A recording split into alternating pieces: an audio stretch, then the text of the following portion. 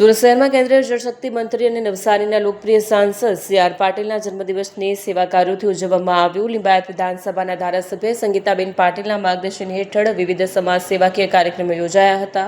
આ પ્રસંગે ભવ્ય રક્તદાન શિબિરનું આયોજન કરવામાં આવ્યું, જેમાં મોટી સંખ્યામાં યુવાનો અને નાગરિકો ઉત્સાહપૂર્વક રક્તદાન કર્યું.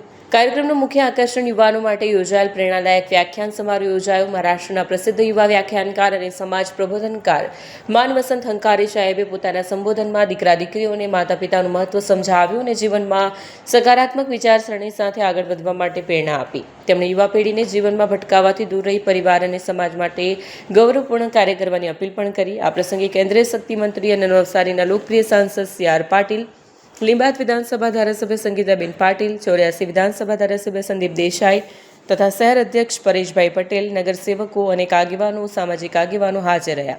કાર્યક્રમ દરમિયાન સમાજના આગેવાનોએ સ્વર્ગીય વિક્રમસિંહજી શેખાવતના અચાનક નિધન પર તેમને ભાવભીની શ્રદ્ધાંજલિ અર્પણ કરી. સમગ્ર કાર્યક્રમ દ્વારા સેવા, સંસ્કાર અને સમાજ જાગૃતિનો સકારાત્મક સંદેશ આપવાનો પ્રયાસ કરવામાં આવ્યો.